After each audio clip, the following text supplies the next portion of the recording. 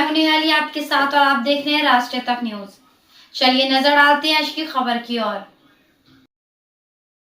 भास्कर जाधव ने बीजेपी नेताओं पर निशाना साधते हुए कहा कि गोपीचंद पडलकर जैसे लोग जो बयान दे रहे हैं वे भारतीय जनता पार्टी से ताल्लुक रखते हैं। उन्होंने आगे कहा कि बीजेपी का नारा भले ही अलग तरह से प्रस्तुत किया जा रहा हो, लेकिन उसे अपनी मर्जी से तोड़ा मड़ोड़ा जा रहा। उदाहरण देते हुए उन्होंने कहा कि कोकण के लिए एक चिराग है, नीतीश राणे, इस तरह के नारे गढ़े जा रहे।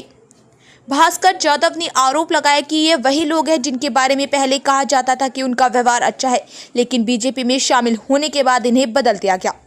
उन्होंने यह भी कहा कि उप मुख्यमंत्री देवेंद्र फडणवीस अक्सर कहते हैं कि उन्हें समझ दी गई है। सवाल यह है कि दोष किसका है? क्या वास्तव में उन्हें समझ दी गई है या नहीं? जरा खालावतं असं वाटतं, कारण परवा कल्याणच्या आमदारांनी संजय राऊतांना मारायची धमकी दिली. इकडे जयंत पाटलांच्या बाबतीमध्ये गोपीचंद पडळकर यांनी एक विधान केलं होतं. कसं बघता तुम्ही याच्या वेळी? असं आहे की जे आज अशा पद्धतीने गोपीचंद पडळकरांसारखे लोक जे बोलत आहेत, आता त्यांची मी नावं तुमच्या टी व्ही समोर घेत नाहीत, पण हे सगळेच्या सगळे जवळजवळ भाजपामधलेच आहेत.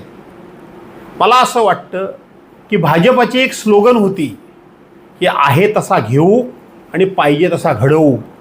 मला असं वाटतं ते बिचारे हे जे कोण गोपीचंद पडळकरांसारखे अनेक जण आहेत, हे कोकणातला एक तो दिवटा आहे, असे जे अनेक जण आहेत जे या प्रमाणात बोलत आहेत, मला असं वाटतं हे बिचारे पूर्वी चांगले होते, हे सुसंस्कारित लोक होते.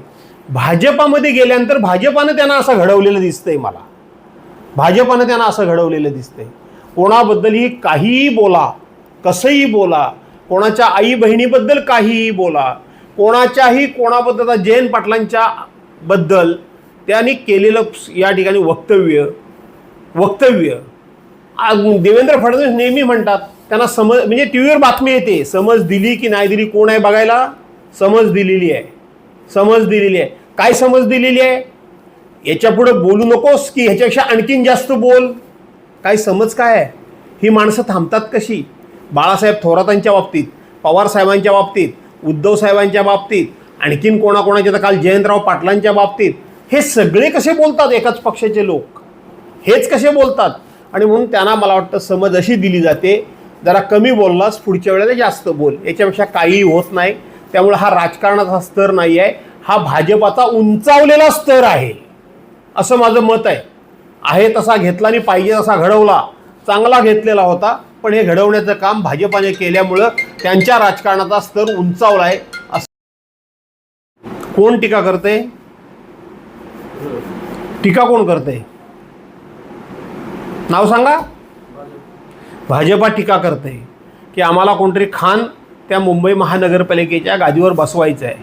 या भाजपाला पाकिस्तान शिवाय नाव घेतल्याशिवाय झोप लागत नाही. खानांचा सातत्यानं उल्लेख केल्याशिवाय यांना अन्न गोड लागत नाही.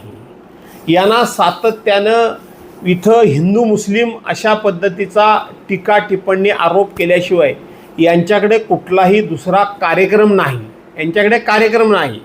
आणि म्हणून जातीपातीचं राजकारण करणं म्हणजे विकासाचे प्रश्न बाजूला पडतात.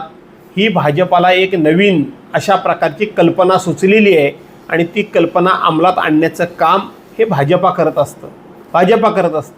फालतू लोक, ज्यांच्या बोलण्याची दखल घेतली नाही पाहिजे असे लोक, फालतू लोक सकाळ संध्याकाळ हिंदू मुस्लिम करणं, याचाच अर्थ या देशामध्ये जातीयवाद पोषण्याचं काम हे भाजपा करतोय.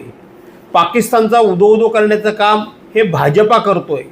मुस्लिम समाजाला एका बाजूला दुसऱ्यांना चिडवायचं आणि तिसऱ्या बाजूनं त्यांच्या मदरशांना जास्तीत जास्त पैसे वाढवून द्यायचे, हे भाजपा करतोय. भाजपा हे त्या मुस्लिम समाजाच्या ज्या उर्दू शाळा आहेत त्या उर्दू शाळांना अधिकाधिकात पैसे देणं हे भाजपा करतोय. एका वेळेला दोघांना फसवण्याचं काम भाजपा करतोय. एका बाजूला मुस्लिमांची जास्तीत जास्त त्या ठिकाणी कामं केल्यासारखं दाखवायचं, त्यांना आपल्या बाजूला खेचण्याचा प्रयत्न करायचा, आणि दुसऱ्या बाजूला बाहेर हिंदू मुस्लिम अशा प्रकारची वक्तव्य करून हिंदूंना आपल्या बाजूला ठेवण्याचा प्रयत्न करायचा.